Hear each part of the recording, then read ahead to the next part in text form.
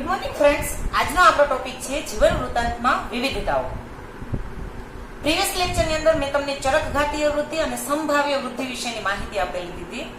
આ જ ટોપિકની અંદર આપણે આ જે બંને વૃદ્ધિ છે, સંભાવ્ય વૃત્તિ અને ચરકઘાતીય વૃદ્ધિ વચ્ચે ડિફરન્સ શું છે, કઈ રીતના આ વૃદ્ધિ થાય છે, આ વૃદ્ધિ માટે જવાબદાર પરિબળ શું છે, આ ચરકઘાતીય વૃદ્ધિ અને જે સંભાવ્ય વૃદ્ધિ છે એનું તમે જ્યારે ગમે ત્યારે આલેખીય નિરૂપણ કરો છો તો તમને કઈ રીતના જી આકારનો આલેખ મળે છે, કઈ રીતના એશ આકારનો આલેખ મળે છે. આ ઉપરાંત આ બંને પ્રકારની જે વૃદ્ધિઓ છે એ વૃદ્ધિનું કાઉન્ટિંગ કરવા માટે આપણે બંને સમીકરણો અલગ પડ્યા હતા, જેની અંદર આપણે વસ્તી ગીચતા વિશેની માહિતી લીધી હતી, ત્યારબાદ સમય વિશેની માહિતી લીધી હતી, આંતરિક વૃદ્ધિ દર યાની કે આર વિશેની માહિતી લીધી હતી, બર્થ રેટ યાની કે જન્મ દર, ડેથ રેટ યાની કે મૃત્યુ દર અને વહન ક્ષમતા યાની કે કે.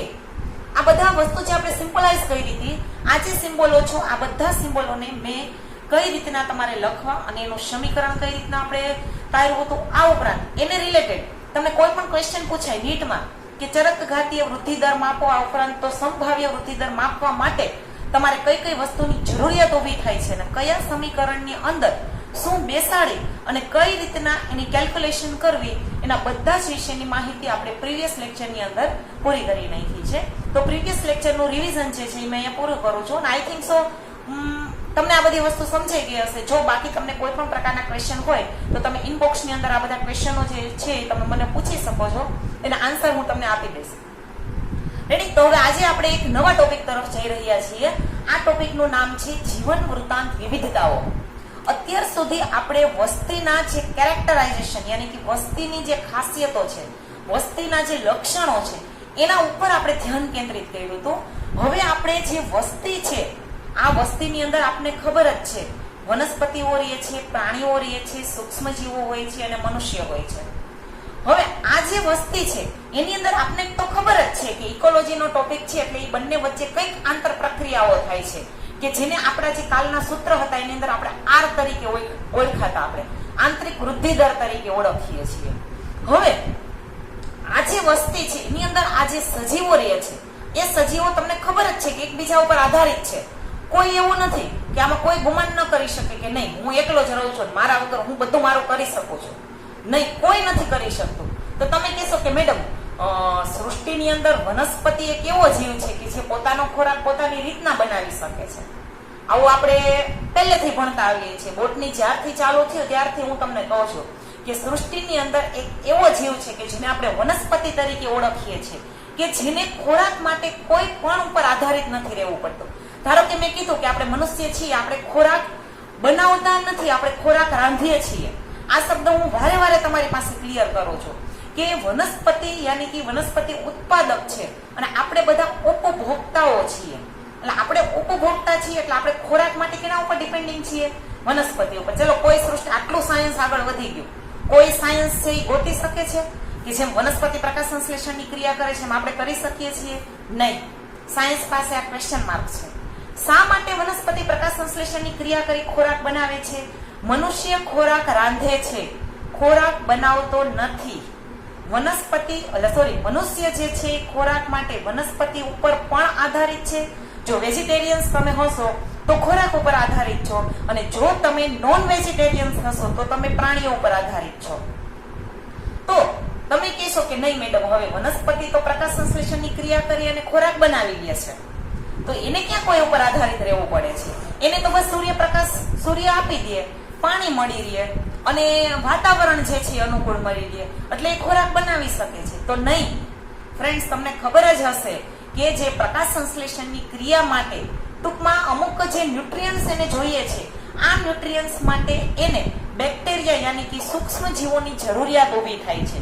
જે આમ તો આપણે 11 સાયન્સની અંદર મેં જ્યારે તમને પ્રકાશ સંશ્લેષણ ચેપ્ટર કરાયું હતું ત્યારે આપણે એક સાયનોબેક્ટેરિયા વિશેની વાત કરી હતી કે કઈ રીતના સાયનોબેક્ટેરિયા જે છે એ વનસ્પતિના મૂળ સાથે સહજીવન સાધી લે છે અને જે વનસ્પતિ જે છે એને ન્યુટ્રિયન્ટ પૂરા પાડે છે. કારણ કે એને પ્રકાશ સંશ્લેષણની પ્રક્રિયા માટે અમુક ન્યુટ્રિયન્ટ્સ યાની કે પોષક તત્વો, પ્રાથમિક પોષક તત્વો અને દ્વિતીય પોષક તત્વો, જે આપણે ચેપ્ટર નંબર ખનિજ પોષણ જે ચેપ્ટર છે એની અંદર મેં તમને કરાવ્યું હતું. એટલે આ રીતના વનસ્પતિ પણ પ્રકાશ સંશ્લેષણ, આ તો મેં તમને એક ઉદાહરણ આપ્યું. આવી તો એવી ઘણી દેહ ધાર્મિક પ્રક્રિયાઓ છે કે જ્યારે ક્યારે પણ આ બધી વસ્તુ પોસિબલ નથી. હવે આપને ખબર જ છે કે કોઈ પણ સજીવ હોય એની જે દેહ ધાર્મિક પ્રક્રિયાઓ છે, આ બધી જ દેહ ધાર્મિક પ્રક્રિયાઓ પણ એકબીજા ઉપર આધારિત હોય છે. કારણ કે મનુષ્યના શરીરમાં આપને ખબર જ છે ચયાપચયની પ્રક્રિયાઓ થતી હોય છે. દેહ ધાર્મિક પ્રક્રિયા જે છે એની અંદર એક જૈવ રાસાયણિક પ્રક્રિયા કે જેને આપણે ચયાપચય કહીએ છીએ, catabolism and anabolism is equal to metabolism. એટલે એ ટૂંકમાં મારું કહેવાનું એમ છે કે વનસ્પતિએ પ્રકાશ સંશ્લેષણ તો કર્યું, નો ડાઉટ. ખોરાક બનાવી લીધો, ચલો હવે એને ખોરાક માટે ક્યાંય આધારિત નથી, એને જમીન મળી રહેશે એટલે એને રહેઠાણ મળી ગયું છે. આજુબાજુનું વાતાવરણ જે છે એને અનુકૂળ, ત્યાં એને સેટલમેન્ટ સાધવું પડશે તો જ ત્યાં રહી શકશે ઇકોલોજીના નિયમ પ્રમાણે, કારણ કે આંતર પ્રક્રિયાઓ છે. હવે વનસ્પતિની આ જે પ્રકાશ સંશ્લેષણની ક્રિયા યાની કે જે ખોરાક બનાવવાની પ્રક્રિયા છે ને, ખોરાક બનાવ્યો પછી બધી દેહ ધાર્મિક પ્રક્રિયાઓ, વૃદ્ધિ છે, વિકાસની પ્રક્રિયાઓ છે, ચયાપચયની પ્રક્રિયાઓ છે, આ ઉપરાંત પ્રજનનની પ્રક્રિયા.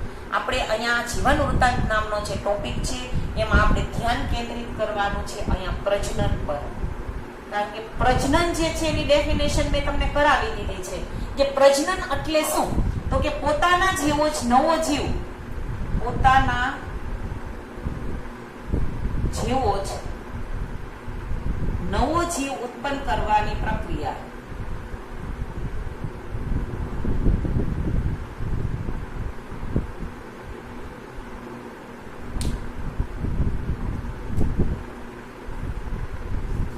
નવો જીવ ઉત્પન્ન કરવાની પ્રક્રિયા છે.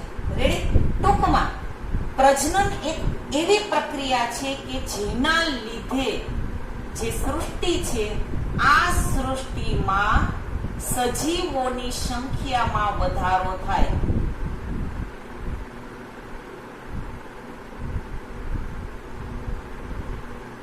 સજીવોની સંખ્યામાં વધારો થાય એનો અર્થ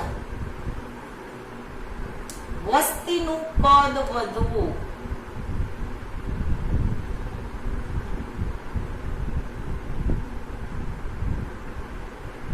પછી સજીવનો બીજો ગુણધર્મ છે કે જે સજીવ જન્મ લે છે એનું મૃત્યુ તો થવાનું છે. એટલે જન્મદર છે, જન્મદર છે, મૃત્યુ દર છે, આ બધા એકબીજા ઉપર ડિપેન્ડિંગ છે.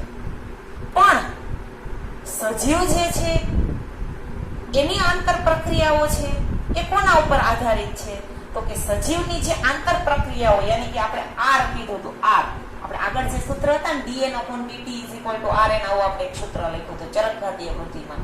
ત્યારબાદ આપણે સંભાવ્ય વૃદ્ધિ દર હતા એમાં પણ લખ્યું હતું dn/dt kn કાઉસમાં k - n/n r એવું બધું લખ્યું હતું. એની અંદર આપણે આ આર આવ્યો હતો જેને આપણે શું કીધું હતું, આંતરિક વૃદ્ધિ દર. આ આપણે મેં સૂત્રની અંદર તમને સમજાવી દીધું હતું કે આંતરિક વૃદ્ધિ દર શું છે. ટૂંકમાં મારો તમને કહેવાનું એમ છે કે કોઈ પણ સજીવ જે છે પ્રજનન, કારણ કે આપણે અત્યારે એક પ્રજનન ઉપર જ ધ્યાન કેન્દ્રિત કરવાનો છે કે ભાઈ કોઈ પણ મનુષ્ય જે છે એની દેહ ધાર્મિક પ્રક્રિયાઓ છે એની અંદર પણ જે સિસ્ટમો છે, બધી જે તંત્રો છે, આ બધા તંત્ર પણ એકબીજા ઉપર આધારિત છે.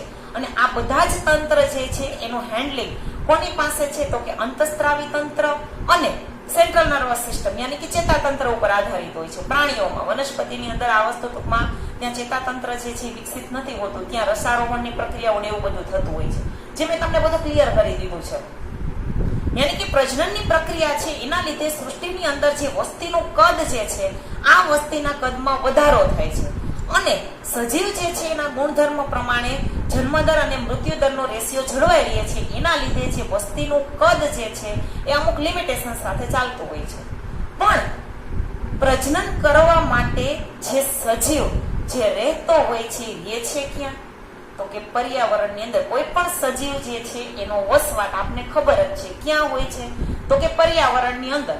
તો આપને ખબર જ છે કે 11th સાયન્સની અંદર આપણે ભણી ગયા છીએ કે કોઈ પણ સજીવ જે છે એ સફળ સજીવ તરીકે રહેવા માટે હંમેશા પ્રયત્નશીલ હોય છે. શા માટે? કારણ કે પર્યાવરણના અજૈવિક પરિબળો અને જૈવિક પરિબળો જે છે એ સજીવને અસર કરતા હોય છે.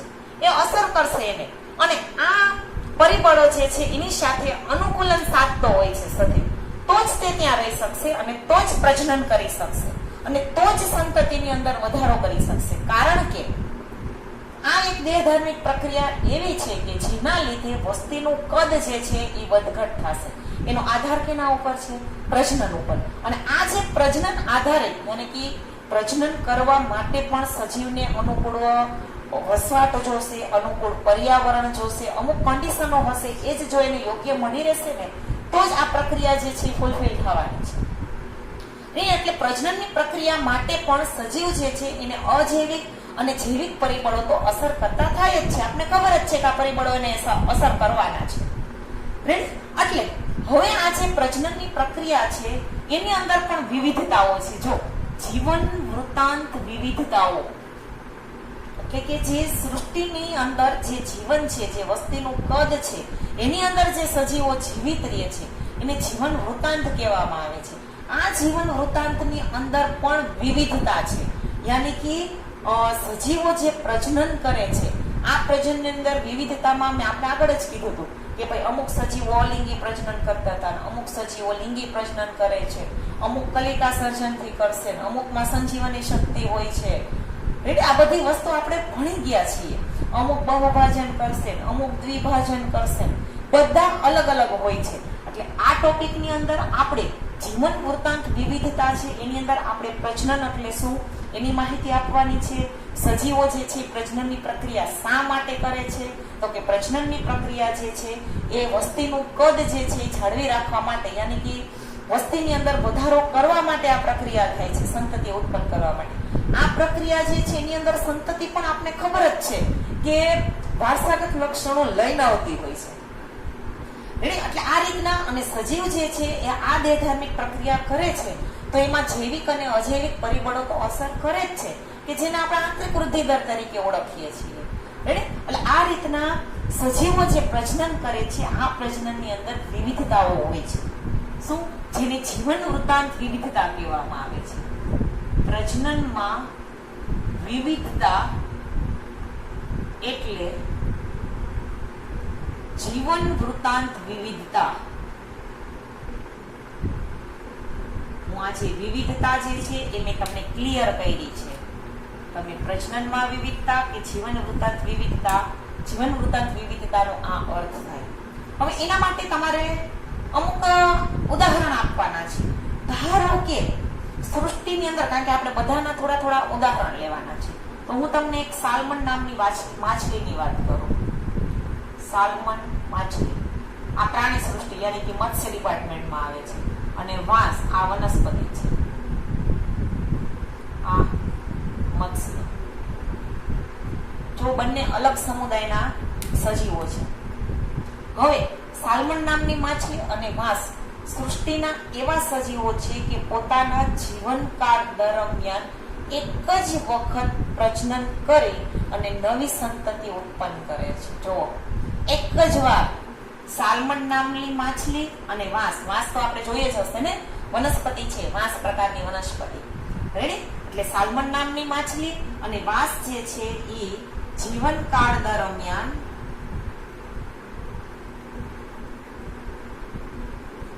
એક જ વખત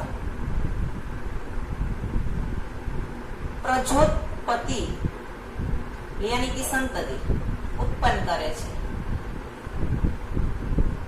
અહીંયા સંતતિ પણ લખી કોમ્પ્લિકેશન્સ કોણ કોણ? સાલ્મન નામની માછલી અને વાંસ એક જ વાર પણ બહુ મોટી સંખ્યામાં ઉત્પન્ન કરે છે. હું સાલ્મન નામની માછલીની વાત કરું ને તો સાલ્મન નામની માછલી જે છે મોટા મહાસાગરોની અંદર રહેતી હોય છે, પેસિફિક મહાસાગરમાં ખાસ કરીને.